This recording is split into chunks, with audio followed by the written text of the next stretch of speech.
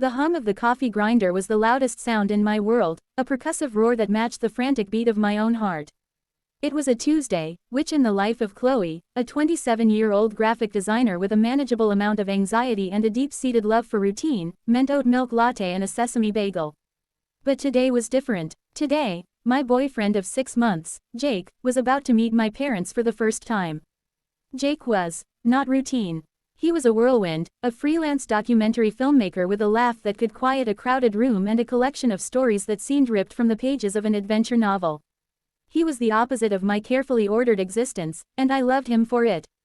Most of the time, nervous, my mom's voice chirped through my AirPods, as if sensing my spiraling thoughts from 15 miles away.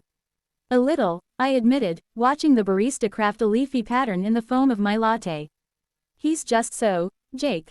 And you know Dad, your father is a sweet man who likes things a certain way, she said, her tone diplomatic. I'm sure Jake will be wonderful. Just be yourselves. Ourselves. That was the problem. My self was a curated collection of sensible choices and color-coded planners. Jake's self was a spontaneous combustion of ideas and impulses.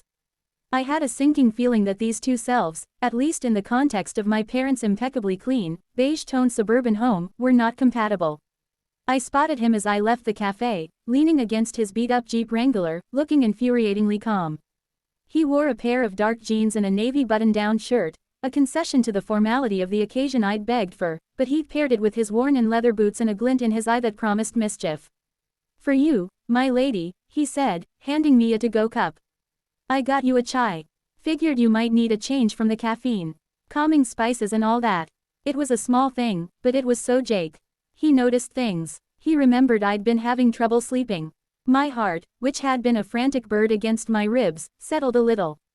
Thank you, I said, leaning in for a kiss. He smelled like fresh air and soap. You ready for this? Ready to meet the legendary Richard and Barbara? Absolutely. I've prepared a PowerPoint presentation on my intentions towards their daughter. I swatted his arm. Do not joke about that. My dad would actually make you sit through it. The drive to my parents' house was a familiar 45-minute journey through the city and into the meticulously maintained suburbs. I pointed out landmarks of my childhood, the park where I'd learned to ride a bike, the library where I'd discovered my love for illustration, the ice cream shop where I'd had my first disastrous date. Jake listened, his hand resting on my knee, his thumb drawing slow, comforting circles. It's nice, he said. Seeing where you came from. It's very orderly. That's one word for it, I murmured as we turned onto their street, a cul-de-sac where every lawn was a perfect, uniform green and not a single toy littered a driveway. Pulling up to the house felt like arriving on a movie set. The hedges were trimmed into severe rectangles. The welcome mat was perfectly centered. My dad was already standing at the door, a vision in pressed khakis and a polo shirt, his smile tight and practiced. Deep breath, Jake whispered, squeezing my hand. It's all right, just go with it. That phrase, just go with it, it was his mantra, his answer to everything from a sudden rainstorm to a missed flight. It was the philosophy that had led us on a midnight hike to see a meteor shower and to a spontaneous weekend in New Orleans. It was the part of him I adored and, in this moment, the part of him I feared the most. Chloe, you look beautiful, my dad said, pulling me into a stiff hug. His eyes immediately went to Jake. And you must be Jacob. Jake, sir, it's a real pleasure to meet you. Jake's handshake was firm, confident. My dad's eyes flickered down to Jake's boots, then back to his face, his smile not quite reaching his eyes. Come in, come in. Your mother's just putting the finishing touches on lunch. The house was, as always, silent and smelled of lemony polish and slow-roasted chicken. My mom emerged from the kitchen, wiping her hands on an apron, her face breaking into a genuine, warm smile. Jake, we've heard so much about you. I'm Barbara, the famous Barbara, Jake said, taking her hand in both of his. Chloe's told me you're the mastermind behind the world's best pot roast. My mom blushed. Well, it's just a roast, but I hope you like it. The first 20 minutes were a masterclass in polite, surface-level conversation. The weather, the traffic, Jake's work, which my dad referred to as his little movies. Jake took it in stride, answering questions with an easy charm that seemed to be winning my mom over, but I could see the subtle tension in my dad's shoulders. Lunch was served in the formal dining room, a space I always associated with holidays and minor reprimands. The china was out, the silverware gleamed. So, Jake, my dad began, carving the roast with surgical precision. Chloe tells me you don't have a traditional career path. Freelancing. That must be uncertain. It has its moments, Jake agreed, helping himself to a generous portion of roasted potatoes.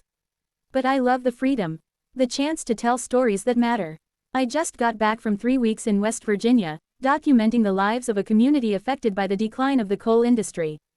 Fascinating, my dad said, in a tone that suggested it was anything but. And the financial stability, planning for the future, a 401k. I wanted to sink through the floor. Dad, I said, a warning in my voice.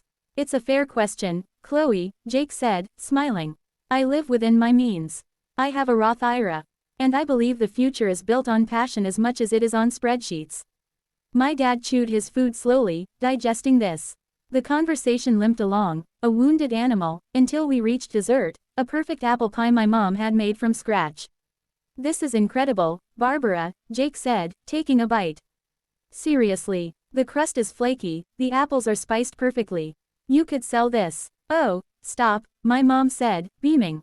I'm serious. There's a farmer's market near my apartment. The baker there makes a killing on pies that aren't half as good as this. My dad cleared his throat. Barbara's pies are for family, not for commerce. An idea, sudden and terrifying, sparked in Jake's eyes. He turned to me, his voice dropping to a conspiratorial whisper the whole table could hear. We should do it. Next Saturday. The Spring Fling Festival in the town square is this weekend. We could get a booth. Sell your mom's pies. It'd be fun. A mother-daughter and boyfriend project. My blood ran cold. What, Jake? No, we can't. Why not? He said, his eyes alight with the thrill of the new. Your mom bakes, you handle the design for the booth and the branding, I'll handle the setup and the sales pitch. We'll donate the proceeds to a local charity. The animal shelter, maybe. It was a quintessential Jake plan. Impulsive, heartfelt, and logistically insane. That's a lovely thought, Jake, my mom said, her voice hesitant, but Richard is right. It's not really something we do. Jake looked at me, his gaze intense, willing me to believe. He leaned closer. Come on, Chloe, it'll be an adventure. It's all right, just go with it. Those words again. In that sterile dining room, under the judgmental gaze of my father, the idea felt less like an adventure and more like a social suicide pact. But I saw the hope in Jake's face, the genuine desire to create a bridge between his world and mine. And in that moment, I made a choice. I was tired of being the cautious one, the planner, the daughter who always colored inside the lines. I wanted to be the girl who went on adventures with the whirlwind. I took a deep breath. You know what? Okay, let's do it. The surprise on my parents' faces was almost comical. My mom's mouth was slightly agape. My dad's fork was suspended halfway to his mouth. Chloe, be serious, my dad said. I am serious, I said, my voice gaining strength. It could be fun, and it's for a good cause. Jake's grin was worth 1,000 of my dad's disapproving stares. He squeezed my hand under the table. That's my girl. The next few days were a blur of frantic, chaotic, and utterly exhilarating activity. My mom, once she got over the initial shock, dove into the project with a fervor I hadn't seen in years. Her kitchen, usually a temple of order, became a flower-dusted war room. Pies of all kinds, apple, cherry, peach, pecan, cooled on every available surface. The scent of sugar and cinnamon became a permanent fixture in the air. Meanwhile, I was in my element. I designed a simple, clean logo, Barbara's Best. I created signs, price lists, and even little tags for each pie with a short, handwritten description. I used a soft, warm font and colors that felt homey and inviting. It was my world. Design, meeting my mom's world. Baking, facilitated by Jake's world, impulsive action. Jake was the engine. He secured the last-minute vendor permit, built a charming, rustic-looking booth out of reclaimed wood he found behind a hardware store, and used his filmmaker's charm to talk the festival organizers into giving us a prime spot near the entrance. He was a force of nature, all infectious energy and can-do attitude. My dad remained a silent, skeptical presence, observing the chaos from the periphery with a sort of detached bewilderment. He'd mutter things like, "That's not how you optimize workflow," or, "Have you calculated the cost-benefit analysis of the pecan versus the apple?" We learned to just smile and nod. The night before the festival, we were at my parents' house, up to our elbows in cardboard boxes and rolls of cling film. It was past midnight, I can't believe we're actually doing this, my mom said, her eyes tired but shining as she carefully wrapped her 20th pie. I haven't pulled an all-nighter since college. It's going to be great, Barbara, Jake said, sealing a box with a grunt. You'll see. The town is going to go crazy for these. I looked around the disaster zone of the kitchen, at my mom's flour-smudged cheek and Jake's focused expression, and I felt a surge of pure, unadulterated happiness. This was messy. This was unpredictable. This was alive. The morning of the spring fling was bright and clear, the kind of perfect spring day that seems engineered for community events. We arrived at the town square at 6 a.m. to set up. The air was cool and fresh, filled with the sounds of other vendors unpacking and the distant hum of a generator. Our booth, under Jake's expert direction, looked incredible. My signs were crisp and professional. The pies, arranged on tiered stands, looked like works of art. My mom had even made a few batches of cookies as free samples. By the time the festival officially opened at 10 a.m., we were ready. The first hour was slow. A few people wandered past, smiled, and kept walking. My dad, who had come to observe, stood a few feet away, his arms crossed, his expression saying, "I told you so." My earlier confidence began to wane. What if this was a huge mistake? What if we'd put my mom through all this work for nothing? Patience, grasshopper, Jake whispered, sensing my anxiety. It's all right. Just go with it. And then, it happened. Mrs. Gable, the formidable head of the local historical society and the town's unofficial arbiter of taste, stopped at our booth. She peered at the pies through her thick glasses. "Barbara," she said, recognizing my mom. "You made these?" Yes, my mom said, her voice slightly nervous. Mrs. Gable took a sample cookie. She ate it slowly, her face unreadable. She then looked at the pecan pie. "May I?" she asked, pointing. "Of course," Jake said, cutting her a generous slice. She took a bite. A slow smile spread across her face. "My dear," she said to my mom, her voice filled with reverence. "This is exceptional. This is the best pecan pie I've had since my grandmother passed." And she was from Georgia. It was as if she had given us a royal decree. Within minutes, a line began to form. Word spread through the festival like wildfire. "You have to try Barbara's pies." The booth was soon surrounded.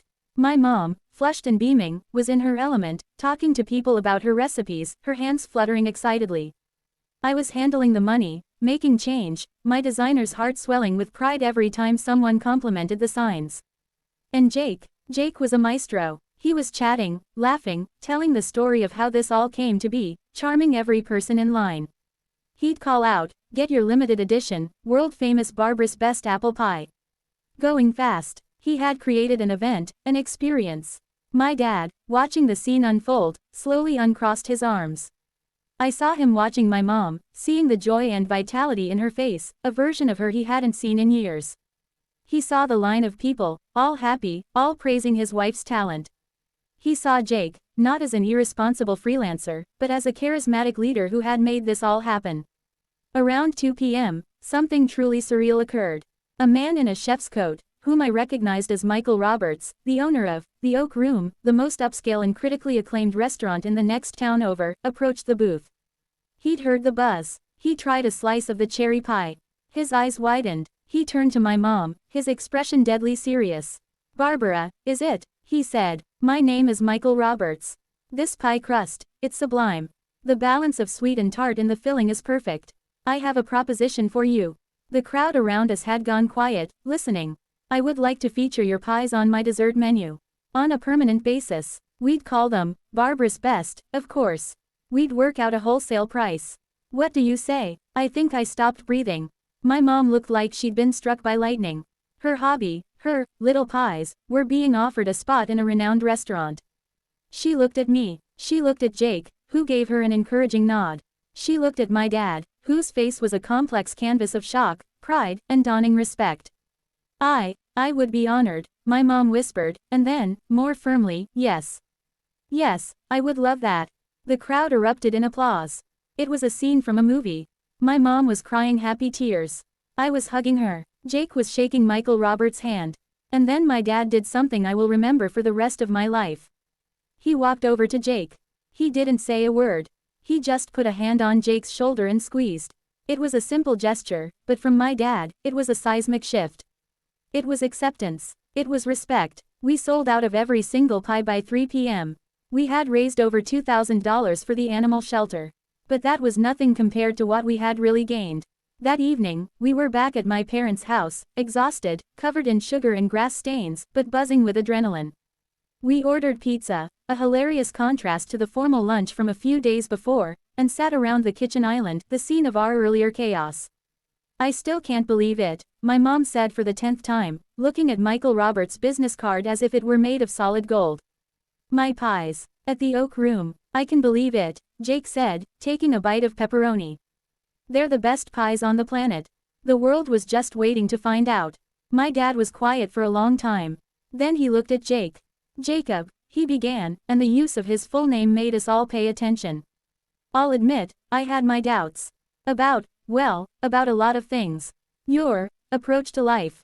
It seemed unstructured, unpredictable. He paused, choosing his words carefully. But what you did today, you saw a possibility in Barbara that I, in my routine, had stopped seeing. You created an opportunity out of thin air. You mobilized my daughter's talents and my wife's passion and you turned it into a minor miracle. That takes a different kind of intelligence. A kind I think I undervalued. It was the longest and most heartfelt speech I had ever heard my father give. Jake simply nodded, his usual bravado replaced with a quiet humility. Thank you, sir. It was a team effort.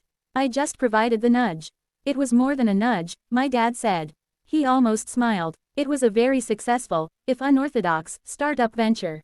On the drive home, the city lights stretching out before us, I was silent, processing the day. You okay? Jake asked, glancing over at me. I'm more than okay, I said, my voice thick with emotion. What you didn't just sell pies, Jake. You changed something. You changed my dad's mind. You gave my mom her spark back. I never would have done that. I would have just eaten the pie, said it was delicious, and moved on with my safe, predictable life. He reached over and took my hand. Your life is great, Chloe. The planning, the order, that's part of who you are, and it's a part one love. Your signs today were killer.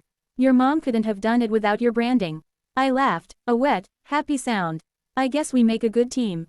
The best team, he said firmly. The planner and the go with it guy. We cover each other's blind spots. He pulled up to my apartment building and turned off the engine. We sat in the comfortable silence for a moment. You know, I said, when you whispered, it's all right, just go with it. At lunch that day, I thought you were leading me off a cliff. I was terrified. And what happened next surprised you? He asked, a smile in his voice. More than you could ever know, I whispered, leaning over to kiss him. It surprised me in the best way possible. What happened next wasn't just a successful pie sale or a restaurant deal. It was the beginning of a new understanding. My dad started asking Jake for his opinion on things, genuinely listening to his perspectives. My mom started her own small, licensed home bakery, supplying the Oak Room and a few other local cafes, finding a purpose and a passion she'd lost years ago. And Jake and we learned that our differences weren't a weakness, they were our greatest strength. He taught me to look up from my color-coded planner and see the meteor showers.